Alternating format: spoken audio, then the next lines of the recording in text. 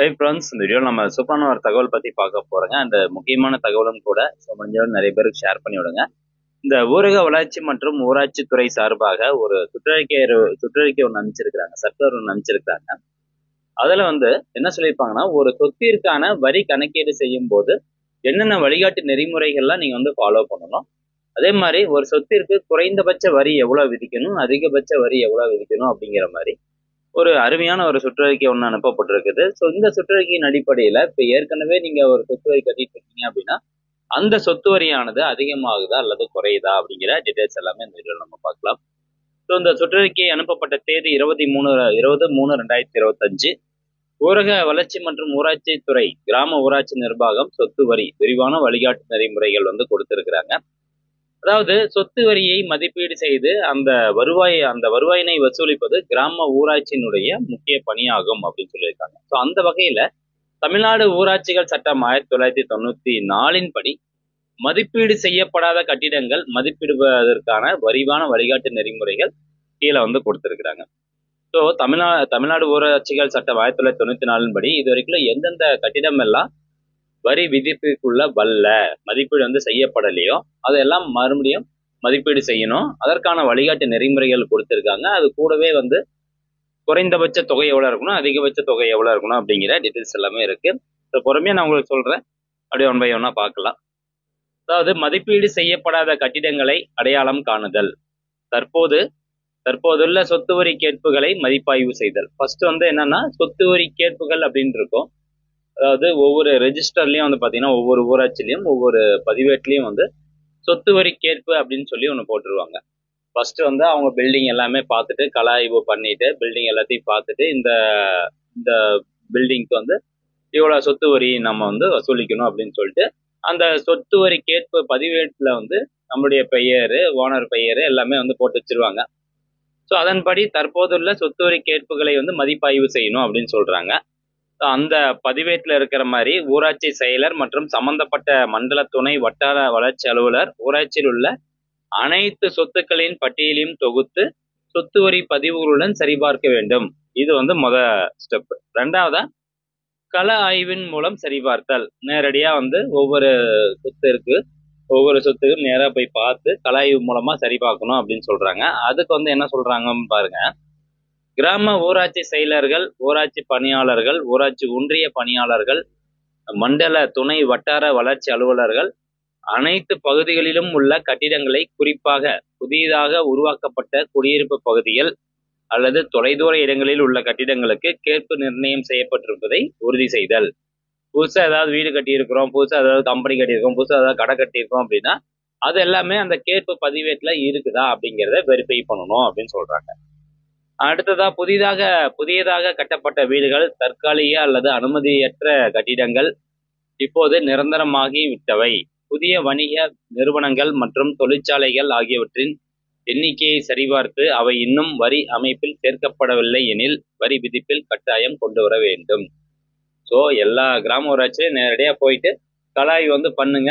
எந்தெந்த வீடுலாம் புதுசாக கட்டியிருக்கோ அது வரி விதிப்புல இருக்குதா, வரி கேட்பு பதிவேட்டுல இருக்குதா, தொழிற்சாலைகள் ஏதாவது புதுசா கட்டியிருக்கிறாங்க அல்லது ஏற்கனவே இருந்து அது வரி கேட்பு பட்டியலில் இல்லாம இருந்ததுன்னா அதெல்லாமே ஆட் பண்ணுங்க அப்படின்னு சொல்றாங்க. ஸோ அதற்காக முதன்மை தரவுகளை சேகரித்தல் வேண்டும் அப்படின்னு சொல்றாங்க. அப்போ அந்த கலாய்வின் போது மதிப்பீடு செய்யப்படாத ஒவ்வொரு சொத்திற்கும் இந்த கீழ்கண்ட விவரங்களை சேகரிக்கணும் அப்படின்னு சொல்றாங்க. உரிமையாளரின் பெயர், வீட்டு முகவரி, கட்டுமான வகை பொறுத்த வரைக்கும் நிரந்தர வீடா, தற்காலிக வீடா, தளங்களின் எண்ணிக்கை, எத்தனை ஃப்ளோரு, நில பகுதி என்ன, சொத்தின் பயன்பாடு, குடியிருப்பா அல்லது வணிகமா, கடைக்கு பிசினஸ்க்காக யூஸ் பண்றீங்களா அல்லது தொழிற்சாலைகளா அப்படிங்கிறது எல்லாமே டீட்டெயில்ஸ் கலெக்ட் பண்ணுங்க. கட்டப்பட்ட வீடுகளின் கூரை வகையை குறிப்பிட வேண்டும் அப்படின்னு சொல்றாங்க. ஏன்னா அதை பொறுத்து அந்த சொத்திற்கான வரி தொகை இருக்கு பார்த்தீங்களா, அது மாறுபடும். அதான் வேயப்பட்ட கூரையா, ஓடா, காங்கிரீட் வீடுகளா, ஸோ இது போன்ற பல தகவல் எல்லாமே சேகரிக்கணும் அப்படின்னு சொல்றாங்க. அது மட்டும் இல்லாம சொத்து வரி கணக்கீட்டு முறை பாருங்க.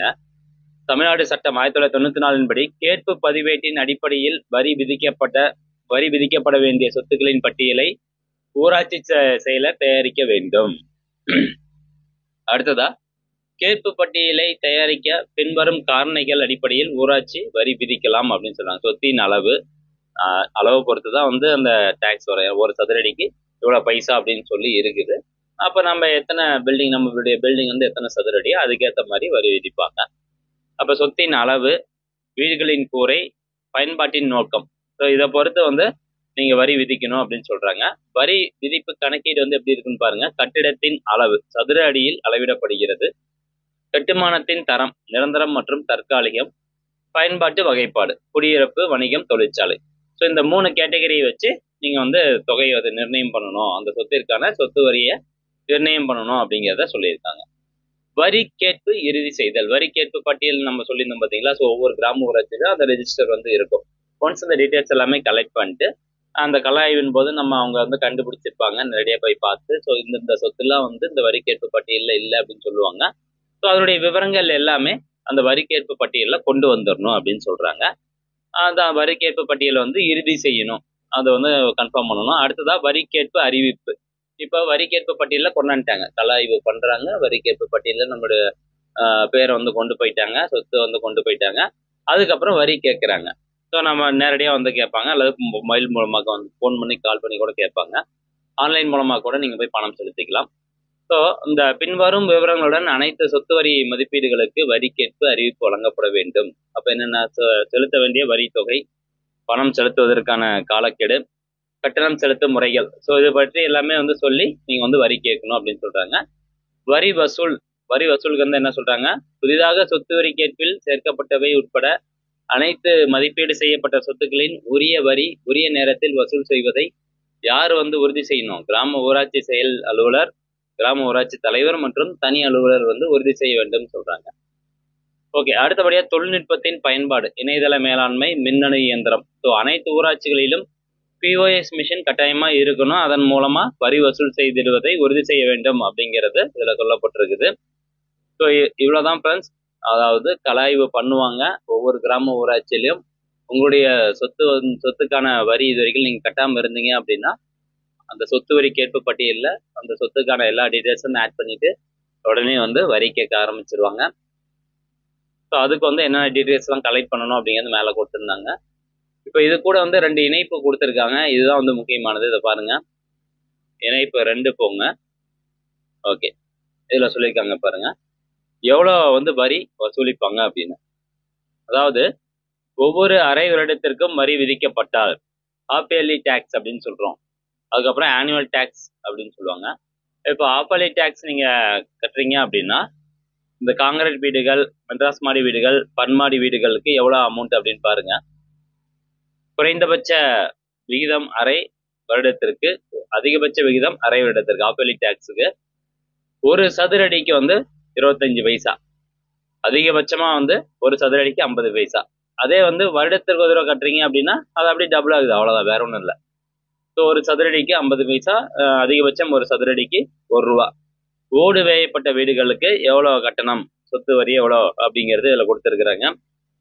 இப்போ 20 சதுர மீட்டர் அப்படின்னா இங்கே பாருங்க, 20 சதுர மீட்டர் அதற்கு மேல் உள்ள ஓலை வேயப்பட்ட வீடுகளுக்கு வந்து எவ்வளோ டேக்ஸ் அப்படின்னு சொல்லி கொடுத்துருக்குறாங்க ஒரு சதுரடிக்கு.